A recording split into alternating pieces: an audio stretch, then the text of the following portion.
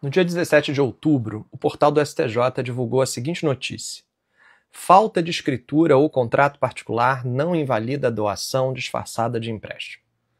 A manchete se referiu a uma decisão da terceira turma, em que se decidiu ser possível validar uma doação dissimulada de empréstimo, mesmo diante da falta de escritura pública ou instrumento particular.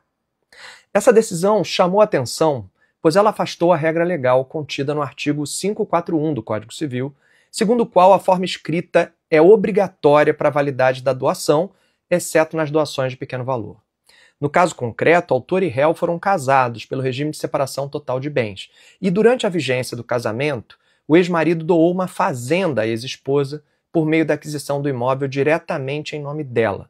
Situação que ocorre com certa frequência, a fim de evitar custos tributários de uma doação propriamente dita.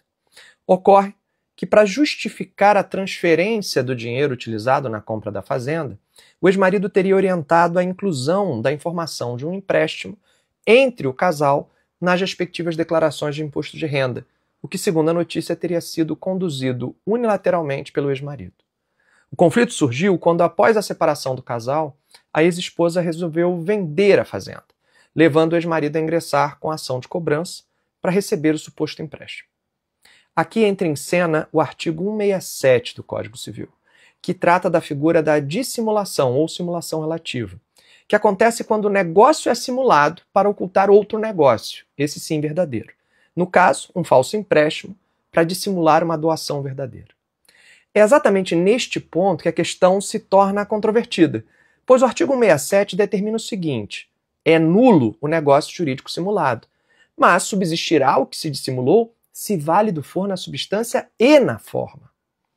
Assim, a decisão impôs a nulidade do empréstimo, o que se dissimulou. Mas na hora de aplicar a segunda parte do artigo 167, se deparou com o fato de que o negócio verdadeiro, a doação, não respeitou a forma obrigatória, o que também levaria a doação à nulidade. O imbróglio estabelecido aqui é que, se declarada a nulidade também da doação, a consequência seria o retorno ao estado anterior, com a restituição do que foi doado, o dinheiro, o que equivaleria na prática a dar os efeitos do empréstimo, em proveito justamente daquele que havia arquitetado a simulação, o ex-marido. Ou seja, ele seria premiado pela própria torpeza, o que atrai um outro dispositivo legal, o parágrafo 2º do artigo 167, que diz que serão preservados os interesses dos terceiros de boa-fé no caso de simulação. Assim, a ministra relatora adotou a seguinte razão de decidir: que, como tudo foi arquitetado unilateralmente pelo esposo, pelo ex-marido, a esposa seria equiparável a um terceiro de boa-fé, que sempre acreditou que o negócio teria sido, sim, uma legítima doação.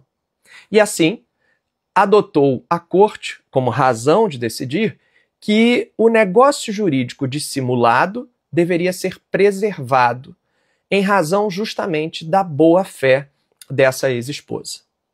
Aqui entra um aspecto que nenhum advogado pode desconsiderar. Os julgadores são seres humanos e possuem os seus vieses do que seja a justiça. E esse viés de justiça costuma, sim, ditar as escolhas de fundamentação no momento em que esse julgador vai decidir.